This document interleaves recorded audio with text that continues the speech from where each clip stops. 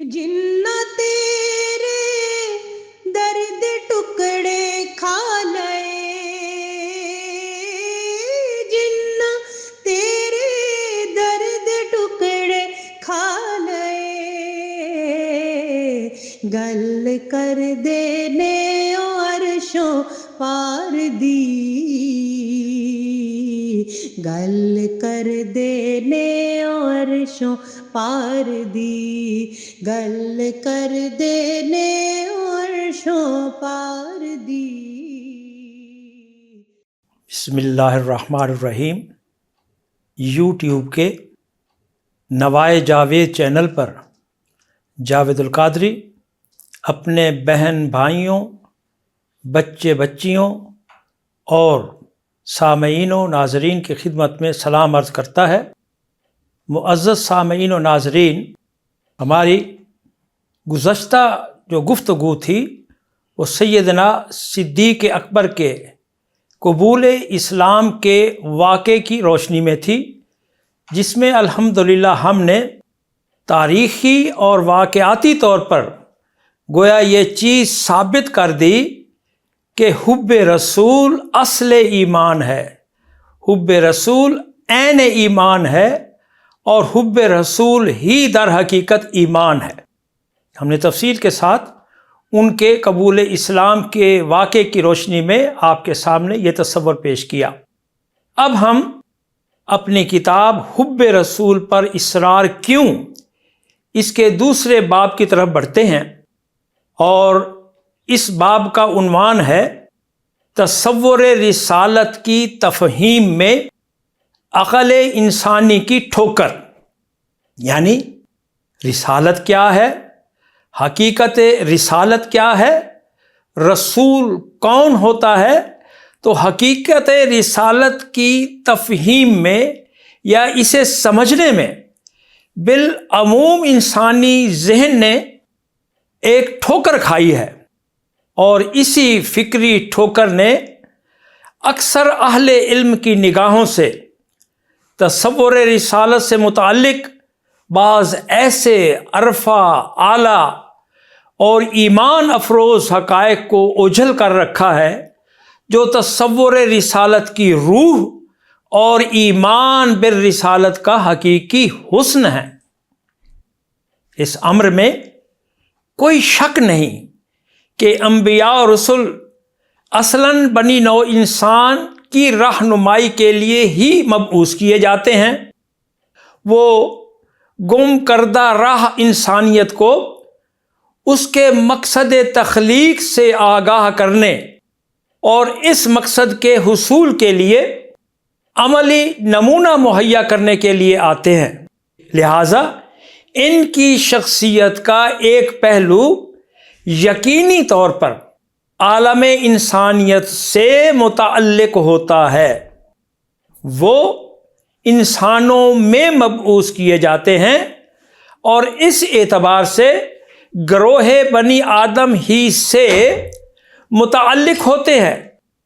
عقل انسانی نے تصور رسالت کی تفہیم میں جو ٹھوکر کھائی ہے یا اسے جو مغالطہ ہوا ہے، اس کا تعلق انبیاء و رسل کی اسی حیثیت کے ساتھ ہے۔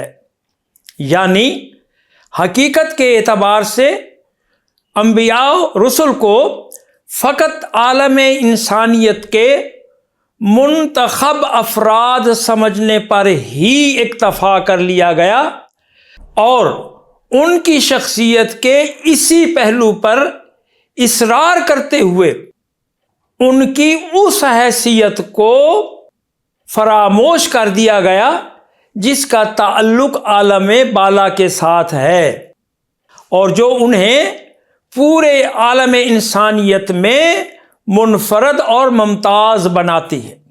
تو لہٰذا اب ضروری ہے کہ ہم رسول کا معنی سمجھنے کی کوشش کریں کہ رسول کا معنی کیا ہے، رسول ہوتا کون ہے۔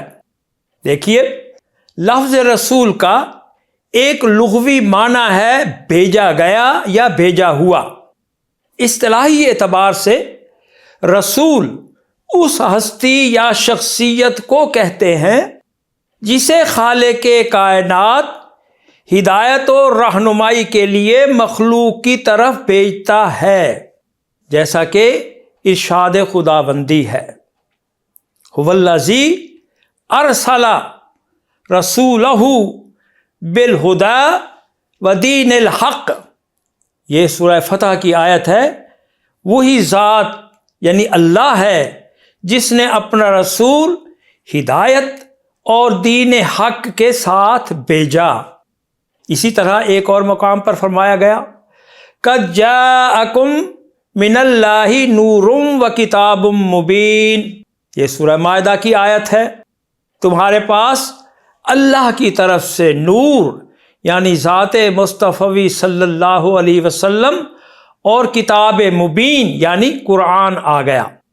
اسی طرح سورہ نساء میں فرمایا گیا، قد جاءکم برہان من ربکم، کہ تمہارے پاس رب کی طرف سے اس کی ربوبیت کی دلیل اتم یعنی ذات مصطفی صلی اللہ علیہ وسلم آ گئی۔ اب لغوی اور اصطلاحی ہر دو اعتبار سے رسول کی حیثیت دو جہتی ہوتی ہے، اس کی دو جہتیں ہوتی ہیں، گویا اس کے دو رخ ہوتے ہیں۔ اس کی ایک جہت کا تعلق خالق کے ساتھ ہوتا ہے، جبکہ دوسری کا تعلق مخلوق کے ساتھ۔ وہ خالق اور مخلوق کے درمیان واسطہ اور ذریعہ اتصال ہوتا ہے۔ اعلی حضرت نے سرور انبیاء صلی اللہ علیہ وسلم کی اسی دو جہتی حیثیت کو بیان کرتے ہوئے فرمایا، ادھر اللہ سے واصل، ادھر مخلوق میں شامل۔ ادھر اللہ سے واصل یعنی اللہ کے ساتھ متعلق، اور پھر ادھر مخلوق میں شامل۔ خواص اس برزخ اکبر کو ہے حرف مشدد کا۔ سبحان اللہ، کیا خوب ترکیب انہوں نے استعمال کی ہے کہ وہ حرف جو مشدد ہوتا ہے اس کی بھی دو جہتیں ہوتی ہیں، وہ اپنے سے پہلے کے ساتھ بھی متصل ہوتا ہے اور اپنے سے بعد کے ساتھ بھی جڑا ہوا ہوتا ہے۔ تو یہی حیثیتیں گویا آقا نامدار صلی اللہ علیہ وسلم کی ہیں کہ ایک طرف تو آپ اللہ کے ساتھ واصل ہیں اور دوسری طرف آپ مخلوق میں شامل ہیں۔ سبحان اللہ۔ الغرض رسول کی شخصیت کا ایک پہلو اسے خالق کے ساتھ متصل رکھتا ہے، جبکہ دوسرا مخلوق کے ساتھ۔ وہ خالق کی طرف سے مخلوق کی طرف آتا ہے۔ سبحان اللہ۔ رسول کی یہی دو جہتیں ہیں کہ وہ آتا کہاں سے ہے؟ وہ خالق کی طرف سے آتا ہے، اور آتا کہاں ہے؟ مخلوق کی طرف آتا ہے۔ تو گویا رسول اصلاً عالم بالا کا باشندہ ہوتا ہے، اس کا وطن اصلی عالم بالا ہوتا ہے۔ وہ اپنی اصلیت و حقیقت کے اعتبار سے عالم بالا کا فرد ہوتا ہے، لیکن اسے ایک خاص مقصد اور مشن دے کر چونکہ بھیجا عالم انسانیت کی طرف جاتا ہے، لہذا ظاہر کے اعتبار سے وہ بنی نوع انسان میں شامل ہوتا ہے، لیکن حقیقت کے اعتبار سے چونکہ عالم بالا کا باشندہ ہوتا ہے جو ذات و صفات الہیہ کی جلوہ گاہ ہے، اس لیے بباطن یعنی اپنے باطن کے اعتبار سے، اپنی حقیقت کے اعتبار سے رسول ذات و صفات الہیہ کا نمائندہ، اس کا مظہر اور اس کا آئینہ دار ہوتا ہے۔ عقل ناداں فقط اس کے ظاہر پر نظر رکھتے ہوئے اسے عالم انسانیت کا ایک ممتاز اور منتخب فرد سمجھنے پر ہی اکتفا کرتی ہے اور اس کی حقیقت و اصلیت تک رسائی حاصل کرنے کی کوشش نہیں کرتی۔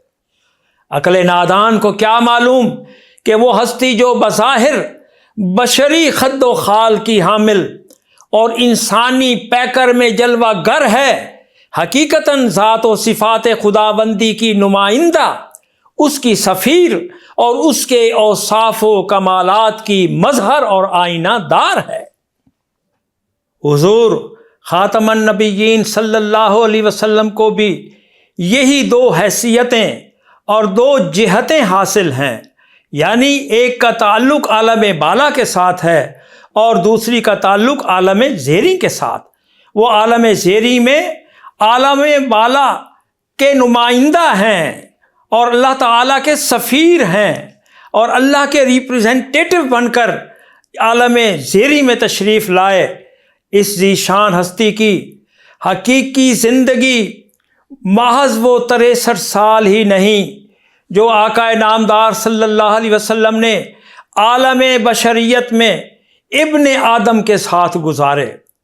حقیقی زندگی آپ کی، اے عقل نادان، ان 63 سالوں سے قبل اربوں سال کے وہ زمانے بھی اس کی حقیقی زندگی میں شامل ہیں جب آپ صلی اللہ علیہ وسلم اپنے رب کے حریم ناز میں رہے، پھر عالم انوار میں نور الانوار بن کے رہے، اور جب عالم ارواح کو پیدا کیا گیا تو یہی ہستی عالم ارواح میں بحیثیت روح الارواح بن کے رہی، اور پھر جب جملہ ابن آدم کی ارواح پر حکمران اور ان کے لیے سرمایہ صد افتخار و ناز رہی، اس نے 63 برس ابن آدم کے ساتھ عالم بشریت میں گزار کر آخر کون سا قصور کر لیا کہ اسے اپنے جیسا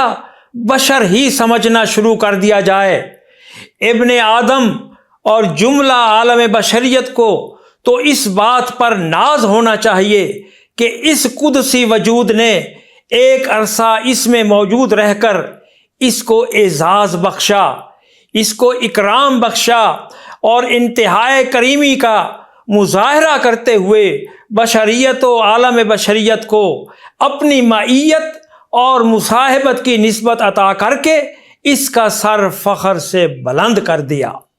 معزز ناظرین و سامعین، آج کی گفتگو ہم یہیں ختم کرتے ہیں، اور ہماری آپ سے حسب سابق وہی گزارش ہے کہ آپ اس چینل کو دیکھیے، اسے اپنے احباب کے ساتھ شیئر کیجئے، اس پر اپنے کمنٹس دیجئے، اسے سبسکرائب کیجئے، اور اس سلسلہ نور و ہدایت میں براہ راست حصے دار بن جائیے۔ وما علینا الا البلاغ المبین۔ جنہ تیرے درد ٹکڑے کھا لئے، جنہ تیرے درد ٹکڑے کھا لئے، گل کر دینے عرشوں پار دی، گل کر دینے عرشوں پار دی، گل کر دینے عرشوں پار دی۔